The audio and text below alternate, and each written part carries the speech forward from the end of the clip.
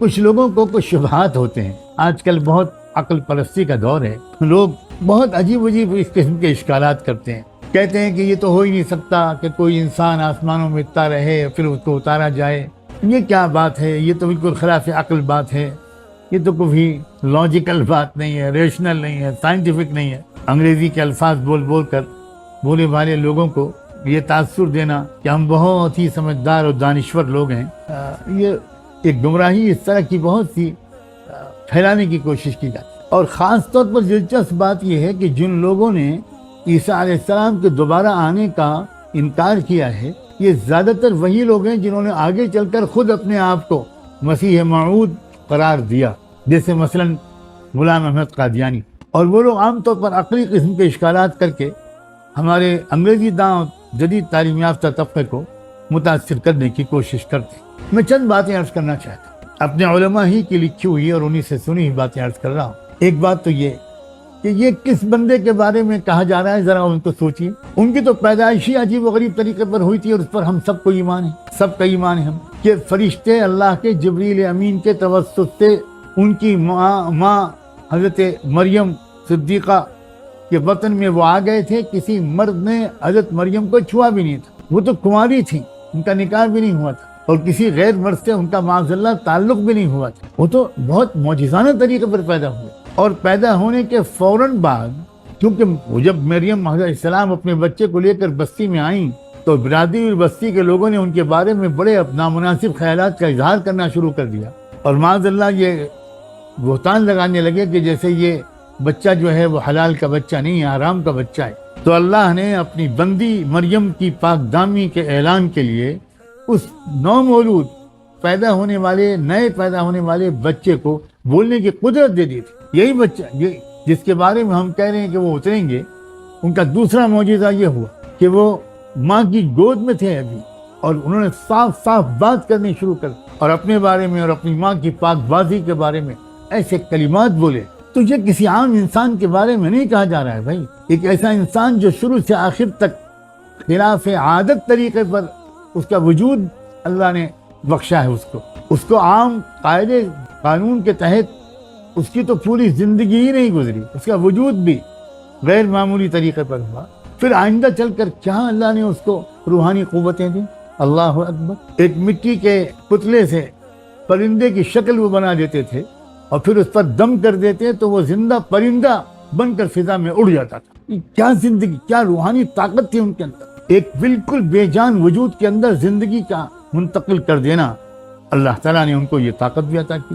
اور وہ لوگ جو اپنے ماں کے پیٹ سے نابینا پیدا ہوئے یا کوڑھی جیسے لا علاج بیماری میں مبتلا ہوتے، ان پر ہاتھ پھیر دیتے یا دم کر دیتے تو فوراً اچھے بھلے ہو جاتے، آنکھیں روشن ہو جاتی، جسم پر کوئی دھبا باقی نہ رہ جاتا.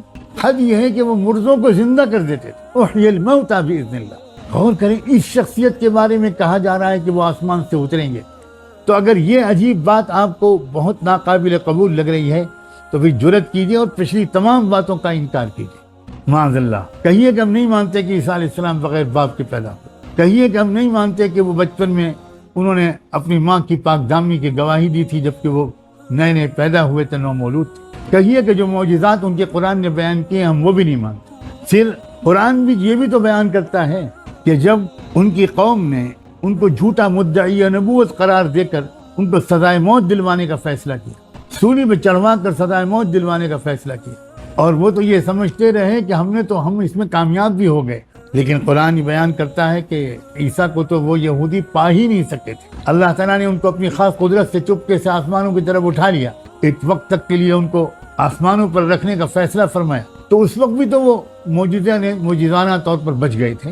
اس کے تو یعنی صرف قرآن میں بھی اس کی شہادت ہے اور ہمارے لیے کافی ہے وہ، ورنہ اہل کتاب کے لٹریچر میں اس پر بہت مواد موجود ہے. تو پہلی بات، حضرت موسیٰ عیسیٰ علیہ السلام کے دنیا میں تشریف لانے پر غور کرتے وقت یہ ذہن میں رکھیے کہ یہ عیسیٰ علیہ السلام کی شخصیت ہی نرالی ہے. اور ایک بات اور اس سلسلے میں ذرا یہ غور کرنے کی ہے کہ یہ علامت، یہ جو نزول ہوگا یہ تو اس وقت ہوگا جب قیامت قریب ہوگی اور بہت سی عجیب غریب علامتیں اس وقت ظاہر ہو رہی ہوں گی یا ہو چکی ہوں گی. یوں سمجھیے کہ قیامت کی صبح صادق ہو چکی ہے اور نظم عالم میں تبدیلی کا عمل شروع ہو چکا ہوگا، اور لگاتار عجیب و غریب قسم کے واقعات ہو رہے ہوں گے، دابۃ الارض ظاہر ہو رہا ہوگا، سورج مغرب سے نکلنے لگے گا۔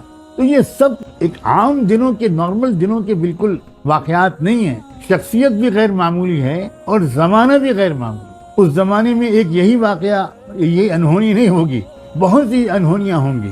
اس لیے عیسیٰ علیہ السلام کے آنے کا یا دجال کا انکار اس بنیاد پر کرنا کہ ان کی جو نوعیت اور تفصیل حدیثوں میں آئی ہے وہ ہماری عقل میں نہیں آتی، یہ تو بالکل ایسے ہی ہے جیسے کہ کوئی کہے کہ قیامت اور جنت اور دوزخ ہماری عقل میں نہیں آتی۔ جو تفصیلات آخرت کی بیان کی گئی ہیں قرآن میں وہ ہماری عقل میں نہیں آتی۔ تو ظاہر ہے کہ پھر اب یہ تو مسئلہ والذین فی قلوبہم مرض کا ہو گیا، یہ مسئلہ علمی اختلاف کا نہیں ہے۔ یہ میں کیا عرض کروں کہ یہ بات کس حد تک پہنچ چکی ہے ان لوگوں کی جو اس قسم کی باتوں کا انکار کرتے ہیں۔ اور اب جب یہ ذکر چھڑ گیا ہے تو ایک بات میں اور آپ کی خدمت میں پیش کرتا ہوں۔ قرآن کے بیان کے مطابق عیسیٰ علیہ السلام ہماری اس دنیا میں نہیں ہے بلکہ وہ عالم سماوات ہے، اور وہاں کھانے پینے کی اور اس قسم کی اور ضروریات کا کوئی تقاضا نہیں ہوتا۔ اگرچہ عیسیٰ علیہ السلام انسان ہیں لیکن ان کی پیدائش اللہ تعالیٰ کے خاص کلمے سے اس کے فرشتے روح القدس کے توسط سے ہوئی تھی، اس لیے وہ جب تک ہماری انسانی دنیا میں رہے تب تک تو یہاں کے قوانین ان پر لاگو رہے، وہ کھاتے پیتے بھی تھے۔ وَأُمُّهُ صِدِّيقَةٌ مَا لِهَذَا الرَّسُولِ يَأْكُلُ الطَّعَامَ وَيَمْشِي فِي الْأَسْوَاقِ وَأُمُّهُ صِدِّيقَةٌ كَانَا يَأْكُلَانِ الطَّعَامَ۔ ان کی ماں بھی کھانا کھاتی تھی، لیکن یاد رکھیں کہ جب وہ آسمانوں میں ہیں تو وہاں پر ان کو جو وجود بخشا گیا ہے وہاں ان کو ان چیزوں کی ضرورت نہیں ہے۔ شیخ الاسلام ابن تیمیہ رحمۃ اللہ علیہ نے بڑے صاف لفظوں میں اپنی مشہور کتاب الجواب الصحیح لمن بدل دین المسیح میں انہوں نے لکھا ہے کہ فلیست حالہ کحالت اہل الارض فی الاکل والشرب واللباس والنوم والغائط والبول ونحو ذلک۔ فرمایا وہاں آسمان پر کھانے پینے اور لباس اور سونے کی جیسی ضروریات اور تقاضوں کے معاملے میں ان کا حال زمین والوں کا سا نہیں ہے، وہاں وہ فرشتوں کی طرح ان چیزوں سے بالکل بے نیاز ہے۔